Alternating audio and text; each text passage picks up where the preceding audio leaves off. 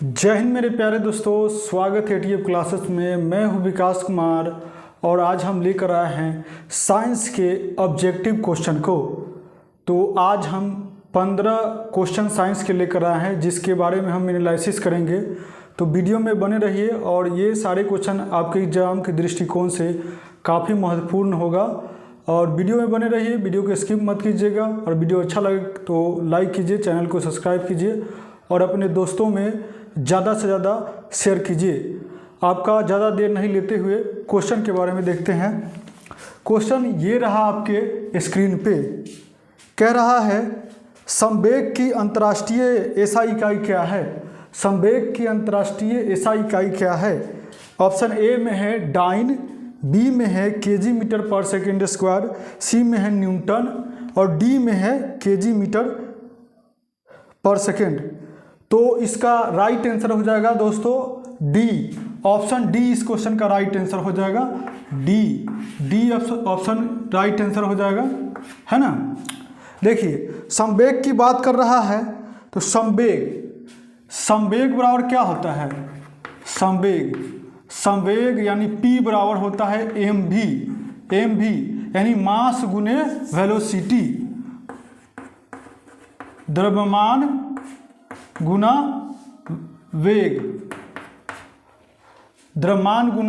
वेग होता है। संवेग बराबर mv द्रव्यमान, और यह सदिश राशि है। सदिश राशि है और यह सदिश राशि है।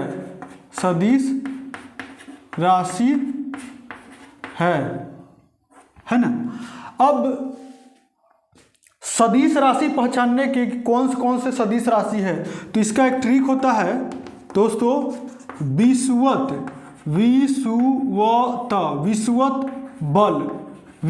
बल।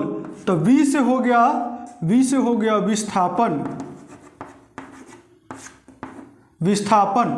सदिश राशि यानी सदिश राशि के लिए 100 से होता है दोस्तों संवेग और W से होता है वेग, त से होता है त्वरण और बल से होता है बल। तो ये सदिश राशि पहचानने का एक ट्रिक है विषुवत बल। W से विस्थापन, 100 से संवेग और W से वेग, त से त्वरण, बल से बल। ये सारे सदिश राशि है, ये सभी सदिश राशि है ना। ये सभी सदिश राशि है। और तीसरे और पहले नंबर में है डाइन है और ऑप्शन सी में है न्यूटन। तो बल का ऐसा मात्रक होता है, बल का ऐसा ही मात्रक अगर वो पूछे तो ये न्यूटन होता है। बल का ऐसा ही मात्रक न्यूटन होता है और बल का CGS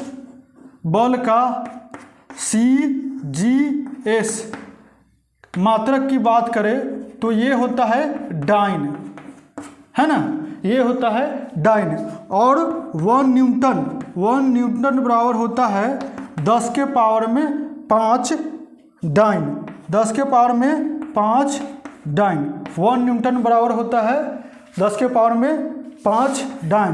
तो ये सारे याद रखिएगा। तो इस क्वेश्चन का राइट आंसर ऑप्शन डी हो जाएगा, यानी केजी मीटर पर सेकेंड स्क्वायर। ऑप्शन डी इस क्वेश्चन का राइट आंसर हो जाएगा, केजी मीटर पर सेकेंड स्क्वायर। चलिए अगले क्वेश्चन की तरफ बढ़ते हैं।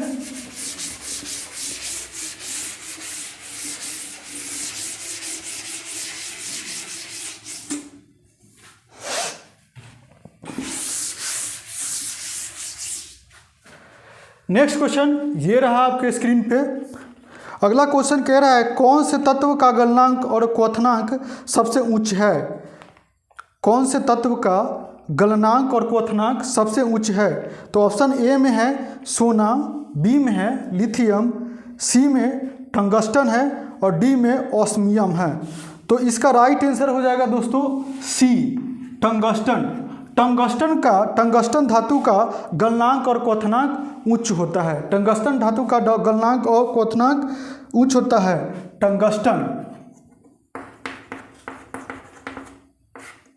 टंगस्टन धातु का गलनांक और क्वथनांक उच्च होता है। ऑप्शन सी इस क्वेश्चन का राइट आंसर हो जाएगा। टंगस्टन श्वेत रंग का होता है, श्वेत रंग का होता है ना। टंगस्टन श्वेत रंग का होता है और इसका परमाणु क्रमांक 74 होता है। इसका परमाणु क्रमांक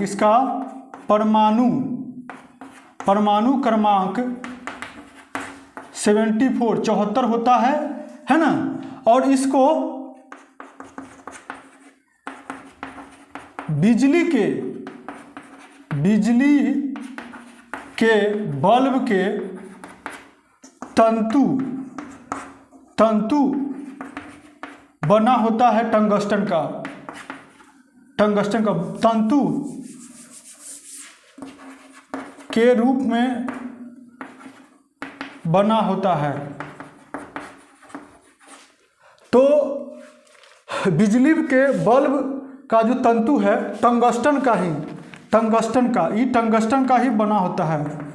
टंगस्टन का ही बना होता है ना। अब है ए, ऑप्शन ए में है सोना को ऑप्शन ए में था सोना, तो सोना को ऑरम भी बोलते हैं, AU। और इसका परमाणु क्रमांक है 79। और बी में है लिथियम। तो सबसे हल्की धातु की बात करें, बी में है लिथियम।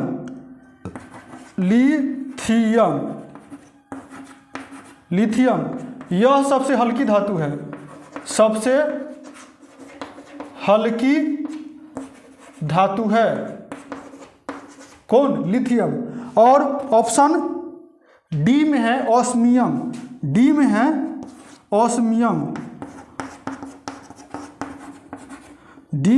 ऑस्मियम है। यह सबसे भारी धातु है, सबसे भारी धातु है। ऑस्मियम सबसे भारी धातु है। ऑस्मियम सबसे भारी धातु है। तो इस क्वेश्चन का राइट आंसर हो जाएगा ऑप्शन सी, यानी टंगस्टन इस क्वेश्चन का राइट आंसर हो जाएगा। चलिए अगले क्वेश्चन की तरफ बढ़ते हैं।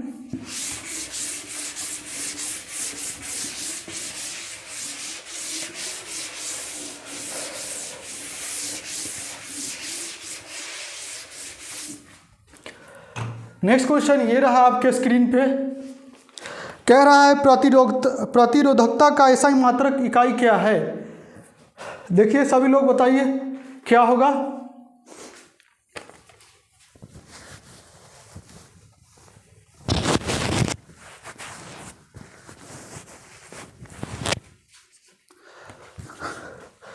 प्रतिरोधकता का SI मात्रक क्या है? ऑप्शन ए में है ऑप्शन ए में है ओम, बी में है ओम मीटर, सी में है एम्पियर और डी में है जूल। तो इसका राइट आंसर हो जाएगा ऑप्शन बी इस क्वेश्चन का राइट आंसर हो जाएगा ओम मीटर हो जाएगा।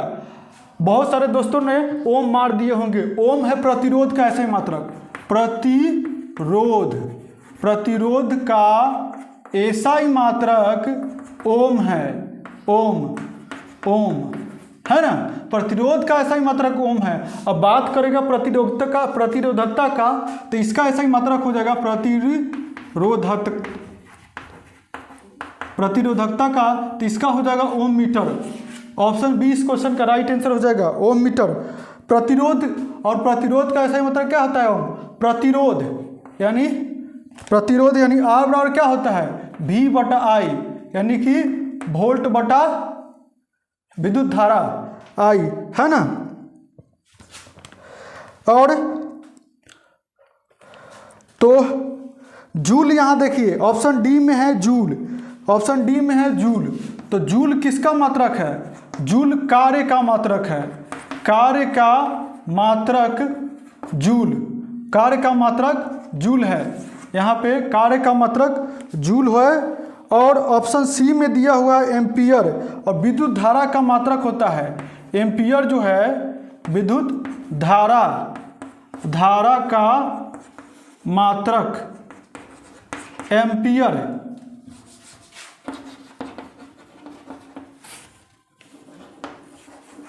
एम्पियर है, विद्युत धारा का ऐसा मात्रक एम्पियर है। तो ऑप्शन बी इस क्वेश्चन का राइट आंसर हो जाएगा। चलिए अगले क्वेश्चन की तरफ बढ़ते हैं।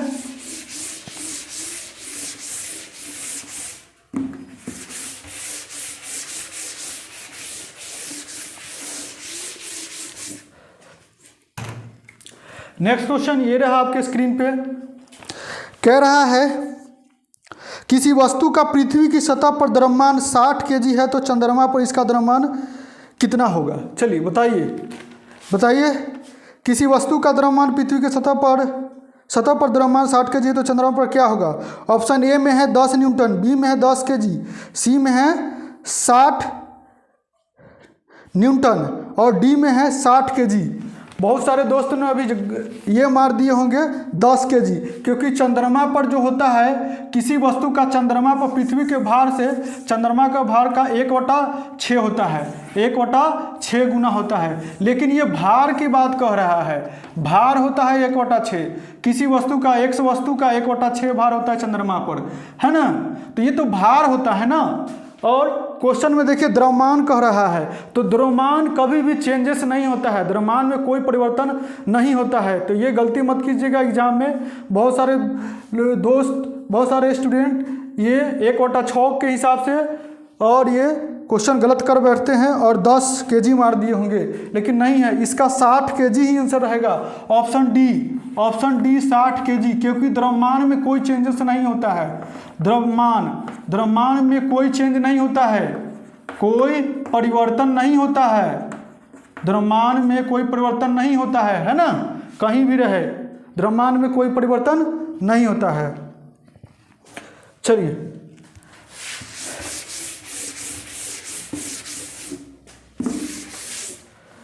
नेक्स्ट क्वेश्चन ये रहा आपके स्क्रीन पे दोस्तों,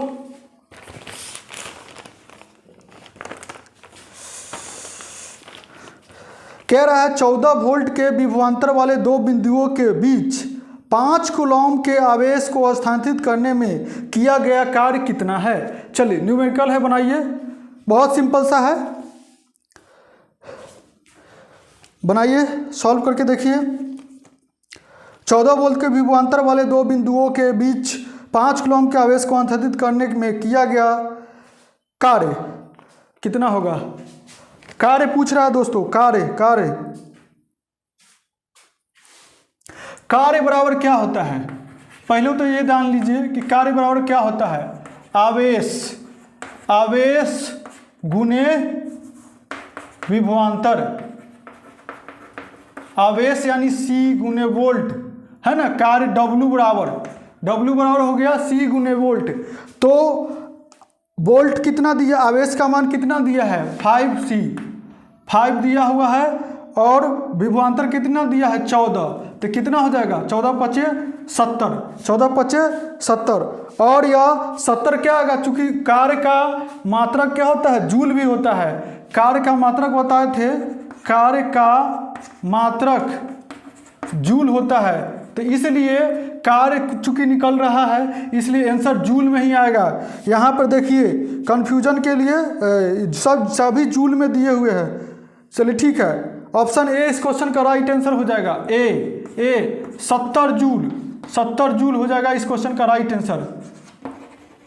70 जूल इस क्वेश्चन का राइट आंसर हो जाएगा। और आवेश की बात करें, आवेश की बात करें तो आवेश का एसआई मात्रक, आवेश का एसआई मात्रक होता है कूलॉम होता है आवेश का एसआई मात्रक। और विद्युत ऊर्जा का भी होता है जूल, विद्युत ऊर्जा का एसआई मात्रक जूल होता है, और विभवांतर का एसआई मात्रक होता है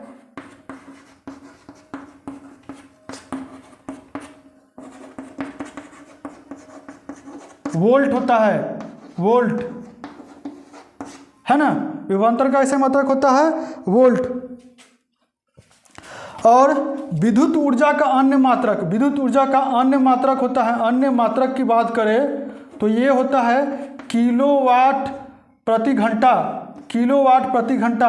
1 किलोवाट प्रति घंटा बराबर होता है 3.6 गुने 10 के पावर में 6 जूल, 3.6 गुने 10 के पावर में 6 जूल।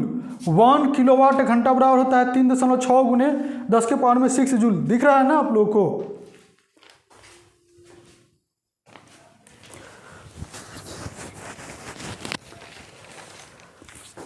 चलिए, दिख रहा है। तो ऑप्शन ए इस क्वेश्चन का राइट आंसर हो जाएगा 70 जूल। ऑप्शन ए इस क्वेश्चन का राइट हो जाएगा, आंसर हो जाएगा 70 जूल। चलिए नेक्स्ट क्वेश्चन की तरफ बढ़ते हैं।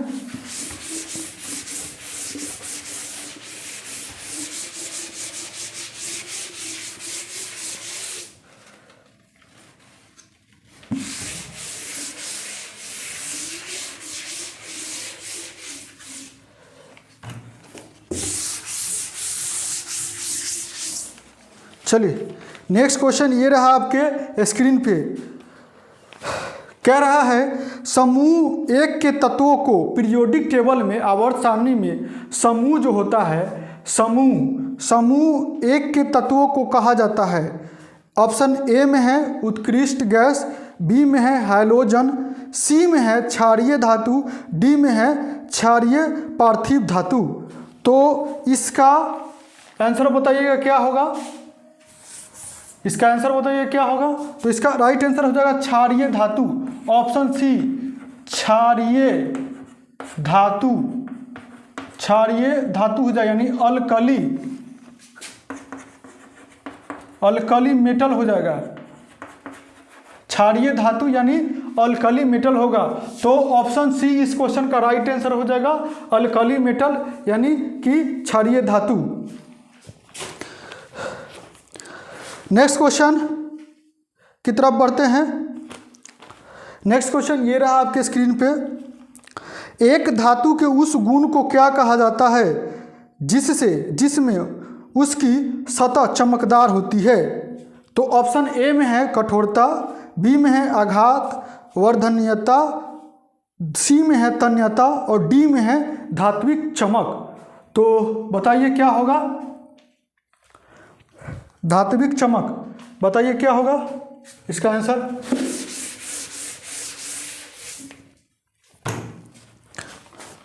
तो इसका ऑप्शन डी हो जाएगा, ऑप्शन डी राइट आंसर हो जाएगा, धात्विक चमक, चमक। ऑप्शन डी इस क्वेश्चन का राइट आंसर हो जाएगा, धात्विक चमक। धातु की बात करें तो धातु क्या होता है, धातु चमकीला होता है, आघात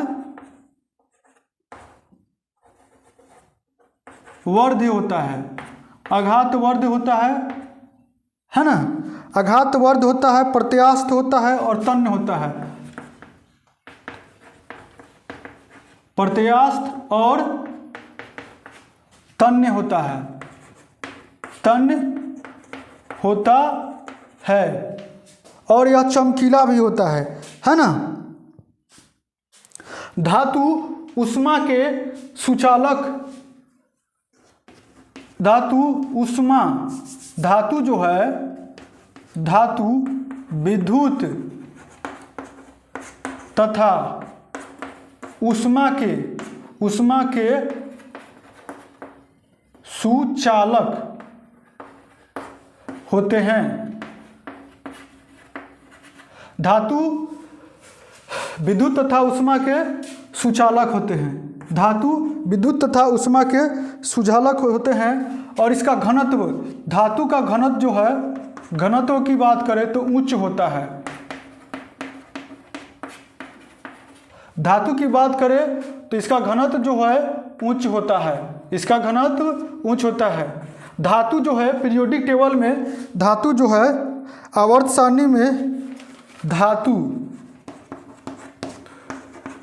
आवर्त सारणी में बाएं तरफ होता है, बाएं तरफ होता है। धातु जो है आवर्त सारणी में बाएं भाग पर पाए जाते हैं, है ना। और धातु की कक्षा में कैसे पहचानेंगे कि धातु की कक्षा में 1, 2 एवं 3 इलेक्ट्रॉन होता है। 3 इलेक्ट्रॉन होता है। धातु की कक्षा में 1, 2 एवं 3 इलेक्ट्रॉन होता है। 1, 2 एवं 3 इलेक्ट्रॉन होता है। अब धातु के गुण की बात करें, धातु के गुण की बात करें तो ये तन्य होता है। तन्य यानी कि इसको पीट कर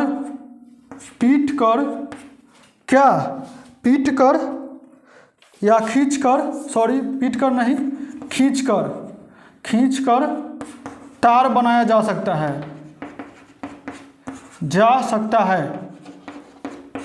ना। तार बनाया जा सकता है। और आघात वर्ध की बात करें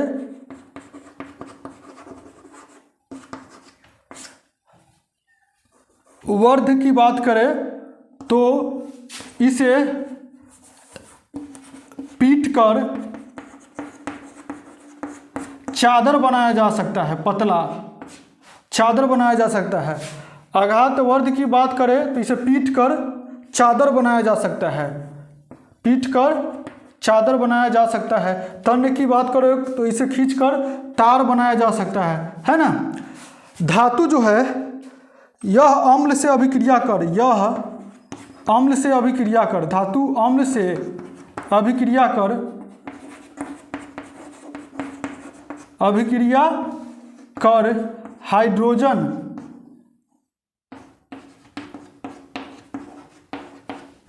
हाइड्रोजन गैस देता है। यानी कि कोई भी धातु अगर अम्ल से अभिक्रिया करेगा तो हाइड्रोजन गैस देगा। तो ये सारे फैक्ट्स हो पूरा है।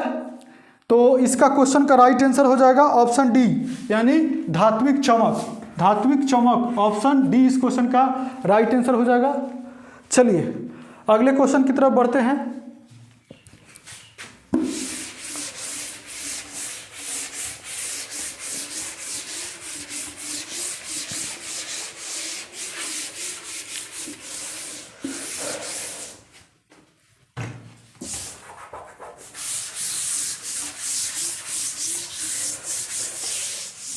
नेक्स्ट क्वेश्चन ये रहा आपके स्क्रीन पे। कह रहा है यदि धारा 10 एम्पियर और प्रतिरोध 50 ओम हो तो विभवांतर ज्ञात करें। सॉल्व कीजिए, बहुत आसान न्यूमेरिकल है, कोशिश कीजिए, ट्राई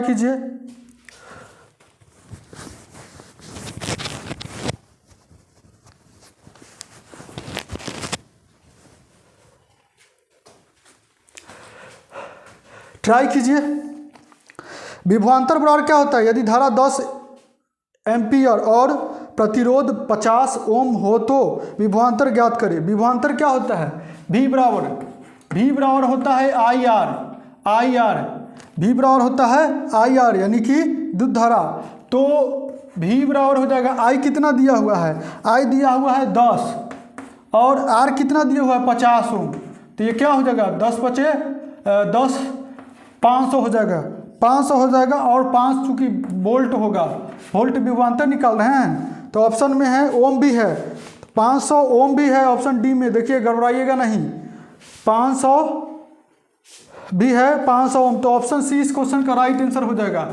ऑप्शन सी इस क्वेश्चन का राइट आंसर हो जाएगा, है ना, 500 वोल्ट।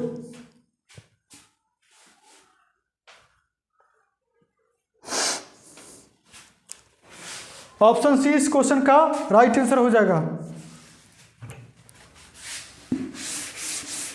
चलिए अगले क्वेश्चन की तरफ बढ़ते हैं।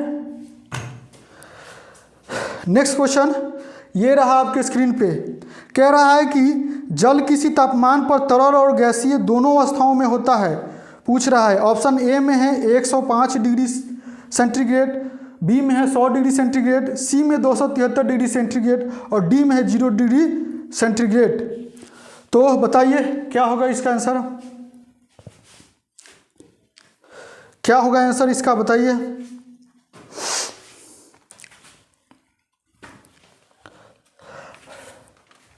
पदार्थ की बात करें तो पदार्थ की 5 प्रकार है। पदार्थ 5 प्रकार है, 5 प्रकार है। एक में है ठोस, 2 में गैस और ठोस, द्रव, गैस,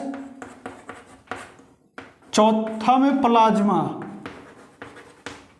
5वां में बोस-आइंस्टीन। 5वां में बोस-आइंस्टीन। तो कह रहा है क्वेश्चन कि जल की तापमान पर तरल और गैसीय दोनों अवस्थाओं में होता है कितने डिग्री सेंटीग्रेड पर। तो एक चीज देखिए, 0 डिग्री सेंटीग्रेड से इधर माइनस में जो भी आएगा तो ये ठोस अवस्था में रहेगा। ठोस अवस्था -1 -2 इधर जितने भी आएंगे माइनस में तो ठोस अवस्था। 0 डिग्री सेंटीग्रेड पर ठोस और द्रव दोनों अवस्था में होते हैं। ठोस और द्रव दोनों अवस्था में होते हैं 0 डिग्री सेंटीग्रेड पर।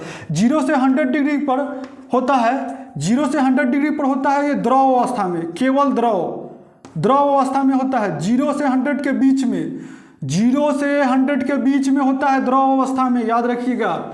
और 0 डिग्री पर ठोस द्रव दोनों अवस्था में हो सकते हैं। और 0 डिग्री से माइनस में इधर जितना आएंगे तो केवल ठोस अवस्था में होगा, है ना। और 0 डिग्री से 100 डिग्री के बीच को द्रव अवस्था बोलते हैं। और 100 डिग्री की बात करें तो 100 डिग्री में द्रव और गैस दोनों अवस्था में हो जाएगा। गैस दोनों अवस्था में हो जाएंगे। 100 डिग्री की बात करें तो द्रव और गैस दोनों अवस्था में हो जाएंगे।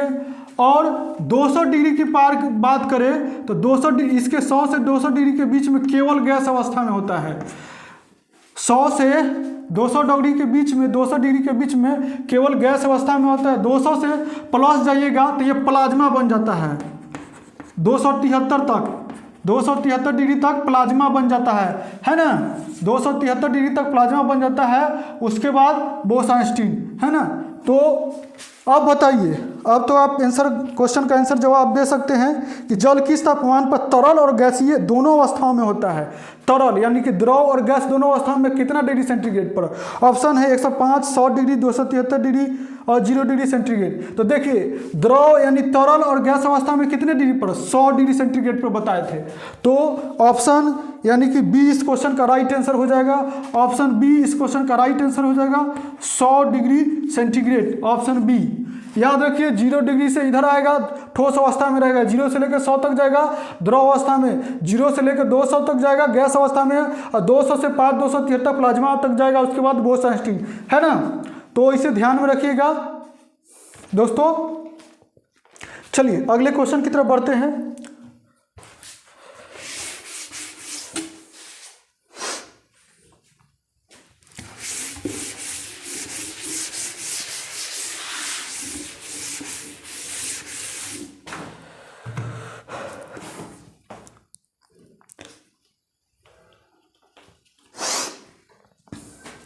नेक्स्ट क्वेश्चन ये रहा आपके स्क्रीन पे।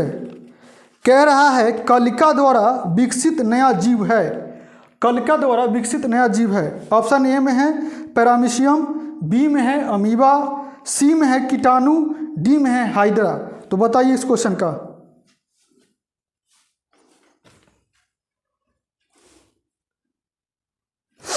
बताइए इस क्वेश्चन का आंसर। कलिका द्वारा विकसित नया जीव है, तो इसका ऑप्शन डी इस क्वेश्चन का राइट आंसर हो जाएगा। डी हाइड्रा इस क्वेश्चन का राइट आंसर हो जाएगा। ऑप्शन डी इस क्वेश्चन का राइट आंसर हो जाएगा। हाइड्रा जो है नीडेरिया संघ के जंतु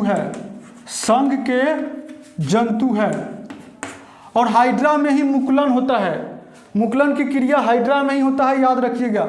मुकुलन की क्रिया की बात करें, मुकुलन की क्रिया तो ये हाइड्रा में ही होता है। हाइड्रा में, तो हाइड्रा जो है निडेरिया संघ के जंतु है, निडेरिया संघ के जंतु है। और हाइड्रा में प्रजनन की, हाइड्रा में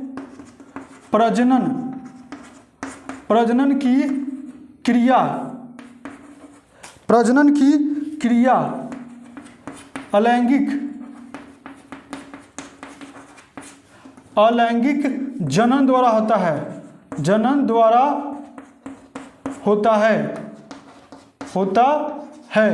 हाइड्रा में प्रजनन की क्रिया अलैंगिक जनन द्वारा होता है। तो ऑप्शन डी इस क्वेश्चन का राइट आंसर हो जाएगा हाइड्रा। ऑप्शन डी इस क्वेश्चन का राइट आंसर हो जाएगा हाइड्रा। चलिए अगले क्वेश्चन की तरफ बढ़ते हैं।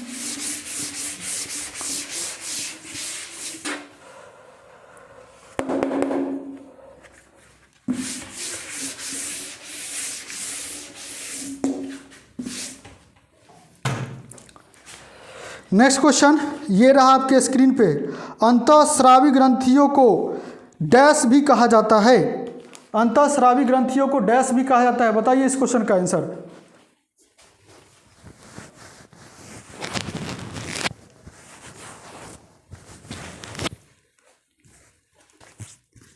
अंतःस्रावी ग्रंथियों को डैश भी कहा जाता है।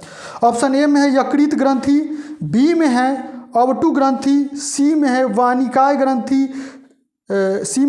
ग्रंथि और डी में है पीयूष ग्रंथि। तो इसका राइट आंसर हो जाएगा ऑप्शन सी, वाहिनिकाय ग्रंथि।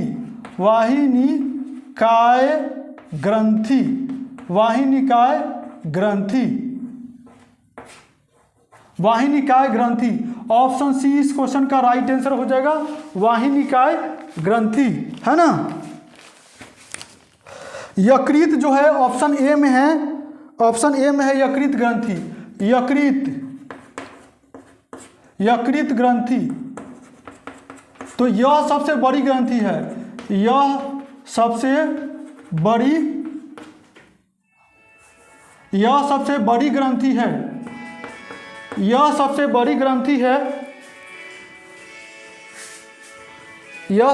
ग्रंथि है ना।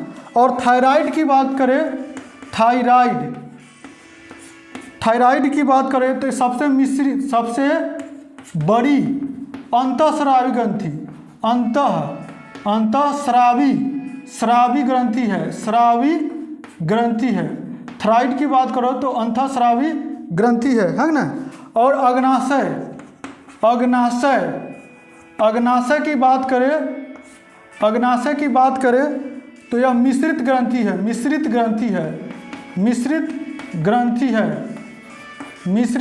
अग्नाशय की बात करें तो ये मिश्रित ग्रंथि है। तो ऑप्शन सी इस क्वेश्चन का राइट आंसर हो जाएगा दोस्तों, वाहिनिकाय ग्रंथि।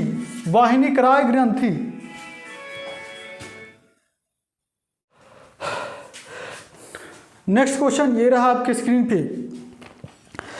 कह रहा है इनमें से कौन गैर संवहनी पौधे हैं। तो ऑप्शन ए में है फर्न, बी में है मर्सिलिया, सी में है देवदार और डी में है चारा।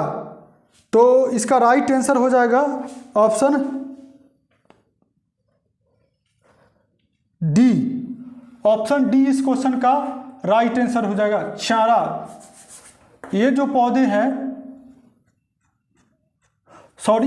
कांड़ा, ये जो है संवहनी पौधे हैं, है ना। संवहनी पौधे हैं ये कांड़ा, है ना। ऑप्शन डी इस क्वेश्चन का राइट आंसर हो जाएगा, कांड़ा संवहनी पौधे हैं। नेक्स्ट क्वेश्चन ये रहा आपके स्क्रीन पे। किस वस्तु द्वारा अपनी स्थिति या आकार लेने की वजह से लगने वाला ऊर्जा कहा जाता है। ऑप्शन ए में एस्थेटिक ऊर्जा, बी में स्थितिज ऊर्जा, सी में गुप्त ऊर्जा और डी में गतिज ऊर्जा। बताइए इस क्वेश्चन का आंसर बताइए, क्या होगा इस क्वेश्चन का आंसर।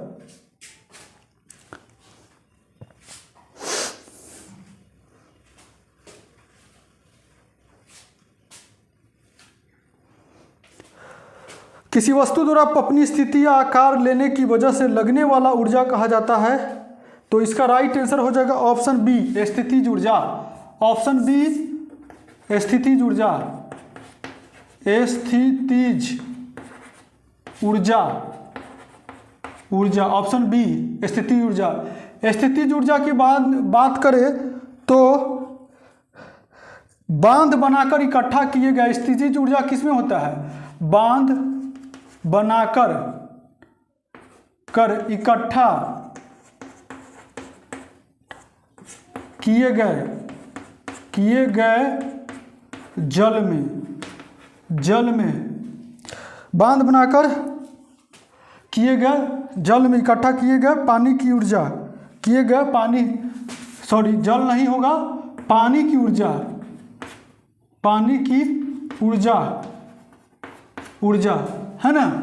दूसरा,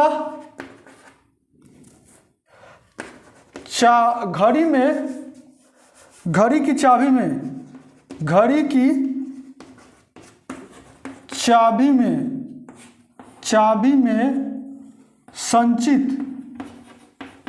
संचित ऊर्जा है ना।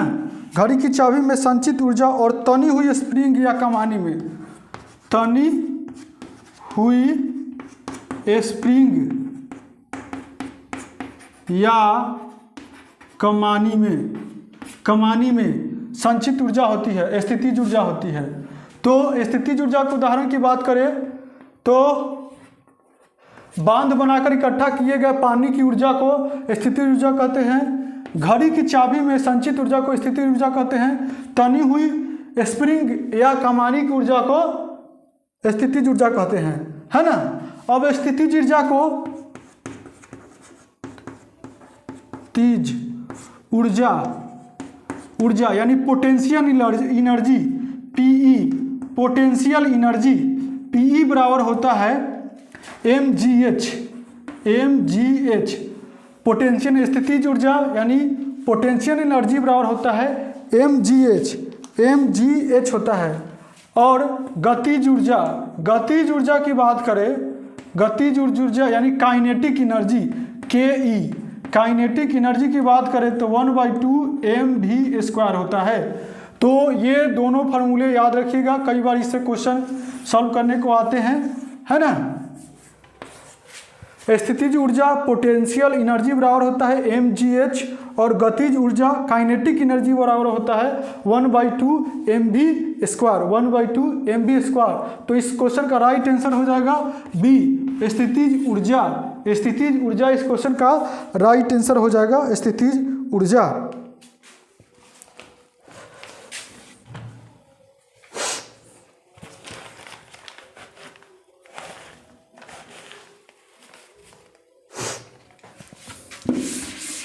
चलिए अगले क्वेश्चन की तरफ बढ़ते हैं।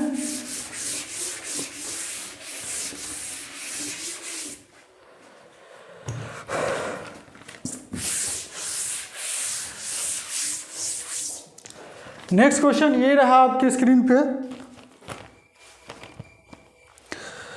नेक्स्ट क्वेश्चन कह रहा है जब किसी वस्तु को पानी में डुबाया जाता है तो उस पर ऊपरी बल कार्य करता है, तो इसका क्या होगा?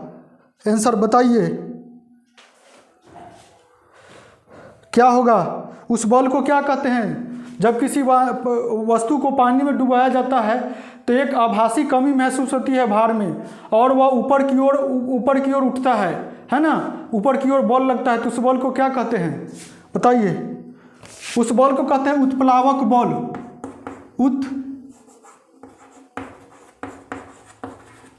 उत्प्लावक बल कहते हैं, उत्प्लावक बल कहते हैं उसे। और यह आर्किमिडीज, इसको आर्किमिडीज का सिद्धांत भी कहते हैं, आर्किमिडीज का सिद्धांत भी कहते हैं उसको उत्प्लावक बल। तो उत्प्लावक बल ऑप्शन, उत्प्लावक बल आंसर हो जाएगा इसका क्वेश्चन का। और इसे आर्किमिडीज का सिद्धांत भी कहते हैं, चलिए अगले क्वेश्चन की तरफ बढ़ते हैं।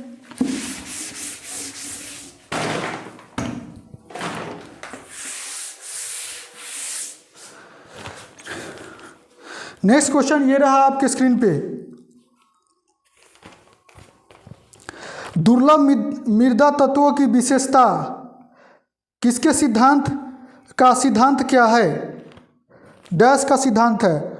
दुर्लभ मृदा तत्वों की विशेषता डैश का सिद्धांत है।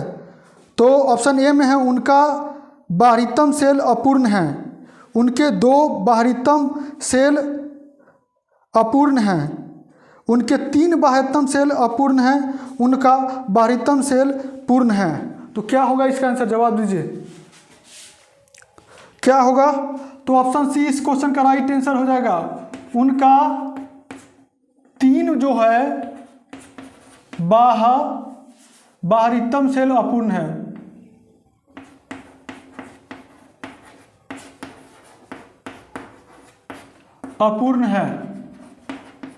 उनका 3 जो बाहरीतम सेल अपूर्ण है। दुर्लभ मृदा तत्वों की विशेषता, उनका 3 बाहरीतम सेल अपूर्ण है।